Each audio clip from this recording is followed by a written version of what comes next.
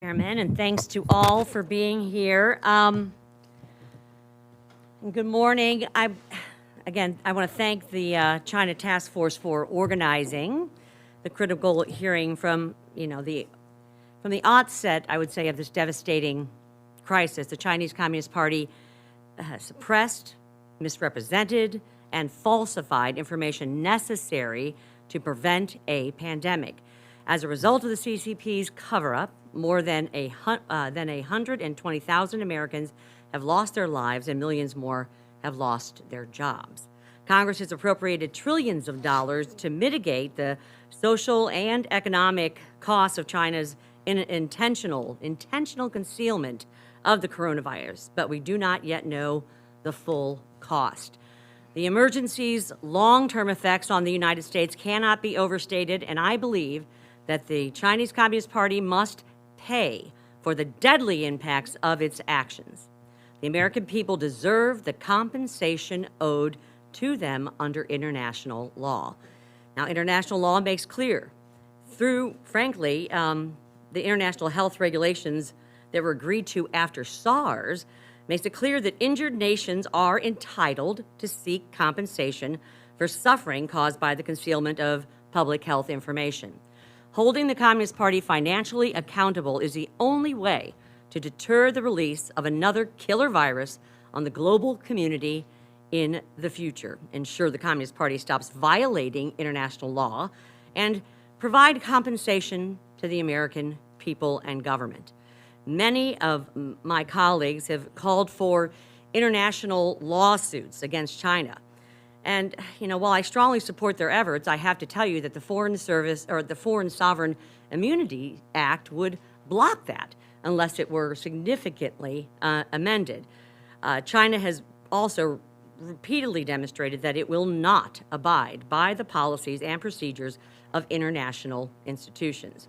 It has refused to comply with arbitration agreements regarding its illegal militarization of the South China Sea, and it flouts efforts to stop North Korea's nuclearization. We will only be successful in holding the Chinese Communist Party accountable through sanctions and punitive measures that do not depend on China's own consent. That is why I introduced the Compensation for Americans Act, which will establish a compensation fund and instruct the president to freeze Chinese assets to bring the Communist Party to the negotiating table. This is a way to bring them to the table. The United States has used this extraordinary tool in the past to pressure foreign nations that have grievously harmed U.S. interests. President Dwight Eisenhower froze Cuban assets in the wake of Fidel Castro's revolution, and President Jimmy Carter froze $12 billion in Iranian assets during the hostage crisis. And these are just a couple of the examples. These actions help Americans harmed by hostile powers receive fair compensation. The Compensation for Americans Act gives the administration a comprehensive toolbox of punitive measures to further incentivize China's compliance. It imposes a robust sanctions regime targeting Chinese actors that threaten U.S. interests, including Communist Party officials and entities involved in internet filtration, censorship, and surveillance, and individuals that have stolen American intellectual property. The bill also prohibits the export of technologies that can be used to help the Communist Party suppress or distort information. It begins the task of reorganizing America's vulnerable supply chains by prohibiting the United States from buying critical medical supplies from China and investigating ways to help companies move back to the U.S. We've heard a lot of options in that regard from my previous colleagues. It addresses China's secretive activities by suspending Chinese acquisitions of U.S. companies and requiring Chinese companies listed on the U.S. stock exchanges to meet fair transparency requirements. And it prevents China from continuing to manipulate the developing countries' designations to obtain preferential treatment in international organizations. And it allows U.S. companies that have been attacked by Chinese hackers to strike back. Compensation is not a policy of vengeance. It is a policy of security and accountability. It reinforces international norms that keep us safe, and it gives China a helping hand by providing an avenue for the country to restore its legitimacy in the world community. If we want global principles to retain their power, we must stand up to nations that refuse to play by the rules repeatedly. The United States must lead the way in holding the CCP accountable.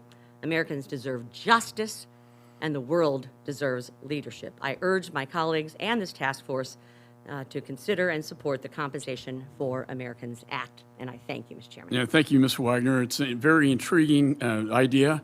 A lot of people, they know that China's responsible, Chinese Communist Party. The question is, how can we hold them accountable? And I think that's precisely what your bill does. We, as you know, our committee, we issued the origins of COVID-19. Very comprehensive. It's on the House Foreign Affairs website. The lengths to which the CCP went to cover this thing up over a period of months, detaining doctors, getting retractions when they were simply telling the truth, as required, as you mentioned, by the international rules developed after the SARS pandemic. They violated that. It was supposed to be in 24 hours. Then they went in and they destroyed lab samples at the laboratories to cover this up. And then finally, the human-to-human transmission lie that was perpetuated by the Chinese Communist Party was parroted by Director General Tedros, the head of the World Health Organization, who was complicit with this cover-up. It is absolutely almost, I would say, criminal what the Chinese Communist Party did to the world when they could have stopped it. And they had the Spring Festival in January, where millions of people... Millions traveled millions, all over the world. 5 million traveled out of Wuhan, domestically throughout China, then internationally, went from an epidemic to a global pandemic. Tedros declined his own experts' advice in Wuhan by not declaring it a public health international emergency. Absolutely disgraceful. And the American people and the world need to understand this, and our allies need to understand what they did to the world.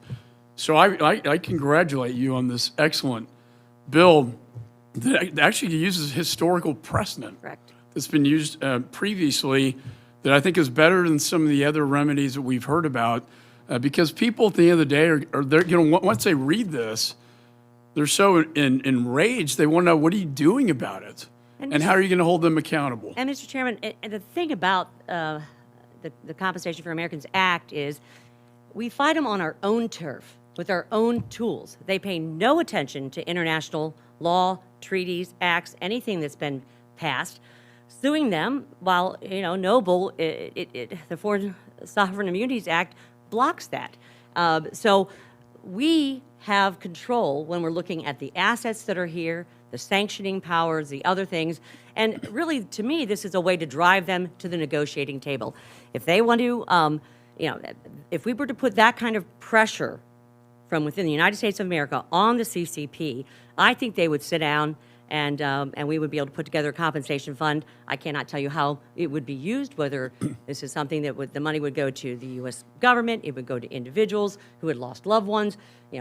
That's not my decision to make, and my point is to drive them to the negotiating table, fight them on our own turf, and I think it's much more realistic. It has a comprehensive list of sanctions and things against the CCP.